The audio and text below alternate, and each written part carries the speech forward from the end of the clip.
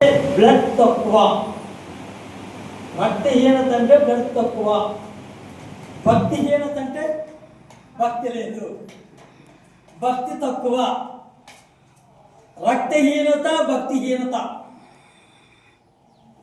కనుక భక్తిహీనులు ఎలా ఉంటారంటే సముద్రం లాంటి వారు. సముద్రంలో నీళ్లున్నాయి, ఈ సముద్రంలో ఉన్న నీరు ఒక చోట ఉంటాయా? ఆ నీరు ఏం చేస్తుంది? 24 గంటలు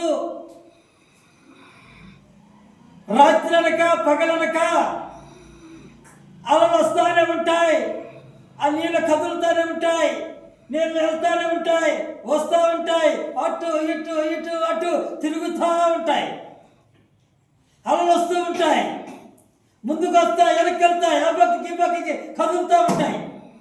భక్తిహీనుడు కూడా వాడి మనసు ఎప్పుడు స్థిరంగా ఉండదు, వాడి మనసు స్థిరంగా ఉండదు. సముద్రం లాంటి పోయి ఉన్నారు. భక్తిహీనుని యొక్క మనసు సముద్రం పోలి ఉన్నది. సముద్రంలో వాటర్, ఆ నీళ్లు 24 గంటల కదిలికగా ఉంటాయి, స్థిరంగా ఉండవు.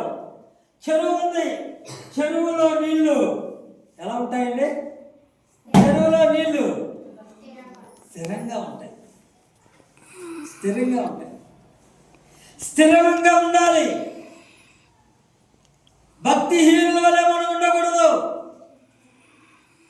స్థిరమైన మనసు కలిగి మనం జీవించాలి. నీతిమంతుడి ఇంటిలో కొరత ఉండదు. బావి లాంటిది, బావిలో నీళ్లు ఎప్పుడూ ఊరుతూ ఉంటాయి, ఎప్పుడూ వస్తూ ఉంటాయి. చేదుకునే కొద్ది ఏమవుతాయి? ఇలా చేదుతాం, చేదుకొద్ది నీళ్ళు వస్తూ ఉంటాయి. బావిలో నీళ్లు చేదుకొద్ది వస్తూ ఉంటాయట. నీతిమంతుడి కుటుంబంలో కొరత ఉండదు, పొందుక ఉండదు, లేని ఉండదు. నీతి కలిగి మనం నడుచుకునే వారిగా ఉండాలి, నెమ్మది కలిగి మనం నడుచుకునే వారిగా ఉండాలి, నిమ్మలం కలిగి మనం నడుచుకునే వారిగా ఉండాలి. కానీ భక్తిహీనులాగా ఉండకూడదు. భక్తిహీనులు సముద్రం లాంటి వారు ఉంటారు. చూడండి, యెషయా గ్రంథం 57వ అధ్యాయము, యెషయా గ్రంథం 57వ అధ్యాయము, పేజీ నంబర్ 618, 57వ అధ్యాయము 20 చూడండి. భక్తిహీనులు కదులుచున్న సముద్రం వంటి వారు, అది నిమ్మలింపనేరదు, దాని జలములు బురదను మైలను పైకి వేయును. కనుక భక్తిహీనులు నిమ్మలంగా ఉండరట, స్థిరంగా ఉండరు, స్థిరమైన మనసు ఉండదు, మనశ్శాంతి ఉండదు, వాళ్ళకి నెమ్మది ఉండదు, నిమ్మలం ఉండదు. భక్తిహీనుల వల్ల మనం ఉండకూడదు. భక్తిహీనుల వల్ల ఉంటే అన్ని కష్టాలే. సముద్రం లాంటి ఈ సముద్రంలో ఎప్పుడు కదులుతానే ఉంటాయి, ఎప్పుడు కదులుతానే ఉంటాయి. కనీసం చూద్దామన్నా ఆగుతాయా? ఆగు. ఈ భక్తిహీనులు కూడా చూద్దామన్నా అనుకుంటారు, కదులుతా ఉంటారు, తిరుగుతూ ఉంటారు, బలిష్టారాజ్యంగా జీవిస్తూ ఉంటారు. కనుక మనం అలాగా భక్తిహీనులుగా లాగా ఉండకూడదు. ఇంకోటి మనం చూసినట్లయితే 20వ వచనం, దుష్టులకు నెమ్మది ఉండదని నా దేవుడు సెలవిస్తున్నాడు. దుష్టులకి ఏమన్నదట? నెమ్మది ఉండదు. దుష్టత్వముతో నిండిన వారికి, చెడుతనముతో నిండిన వారికి, తాగుబోతులకి, తిరుగుబోతులకి నెమ్మది ఉండదు, నిమ్మలం ఉండదు. ధనాపేక్ష ఉన్న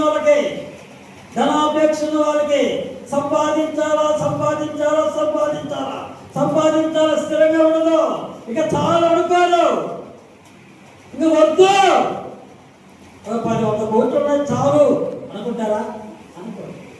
నేను యూట్యూబ్లో మా పాస్టర్ గారి గురించి రాయబడింది. 3,000 కోట్లు ఆస్తుందట. 3,000 కోట్లు ఆస్తుందట. వారు ఇంకా అంటున్నట, ఇంకా డబ్బు కావాలి, ఇంకా డబ్బు కావాలి, ఇంకా డబ్బు కావాలి, మమ్మల్ని బలపరచండి, మాకు సాయం చేయండి అని ఇంకా ఒత్తిడి చేస్తున్నాడట. నేను యూట్యూబ్లో చూస్తూ ఉన్నాను.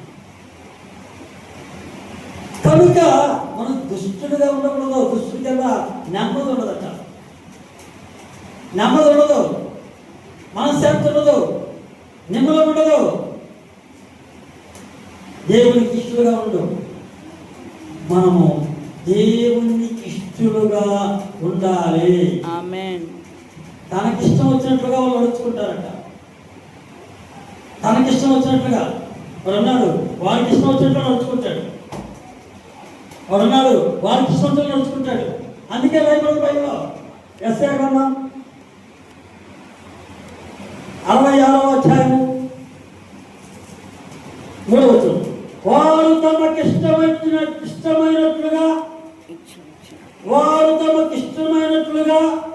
త్రోవలను ఏర్పరచుకుని వారి అసిద్ధమైన పనులు తమకే ఇష్టముగా ఉన్నవి. అవి వాళ్ళకే ఇష్టమంట, ఎవరికి ఇష్టం ఉండవు. ఎన్ని చెప్పారు? నా ఇష్టం, నా ఇష్టం. ఇప్పుడు తాగుబోతున్నారు, మరి తాగద్దంటే నా ఇష్టం. ఒకరు ఉన్నారు, ఎందుకు తాగుతున్నాయంటే భలే చెప్తారు మీరు, నా వలనే ప్రభుత్వం నడుస్తుంది, నా తాగకపోతే ప్రభుత్వానికి నష్టం వస్తుంది, అందుకే నేను తాగుతున్నాను అని ఒక మాట్లాడుతున్నారు. రాజా చేస్తున్నాను. ఎందుకు రాజా చేస్తున్నాను అంటే, నేను రాజా వేయకపోతే వ్యాపారం మూసుకోవాలి, అంగడి మూసుకోవాలా, ఇవాళ తెలుసుకోరు. నాలాంటి పరిశ్రమలు వ్యాపారం అభివృద్ధి పరుచుకుంటున్నారు. నీకేం తెలుసు? నా ఇష్టం, నాకు చాలా బాగుంటుంది తింటూ ఉంటే, అది తింటుంటే చాలా బాగుంటుంది. పందులు కూడా తినవు, కానీ పడవుతారు, బా ఏ పాప భలే ఉందని నవ్వుతావు. అందుకంటాడు, తమకిష్టమైనట్లుగా త్రోవలను ఏర్పరచుకుని వారి అసిద్ధమైన పనులు తమకే ఇష్టముగా ఉన్నాయట. వాళ్ళకే ఇష్టం, ఇంకోటి ఇష్టం ఉండదు.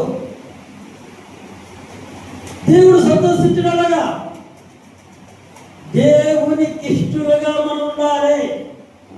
దేవుని ఇష్టానుసరంగా నడుచుకునే వారిగా ఉండాలి. వాక్యానుసరంగా జీవించేవారిగా మనం ఉండాలి. దేవునికి స్తోత్రం.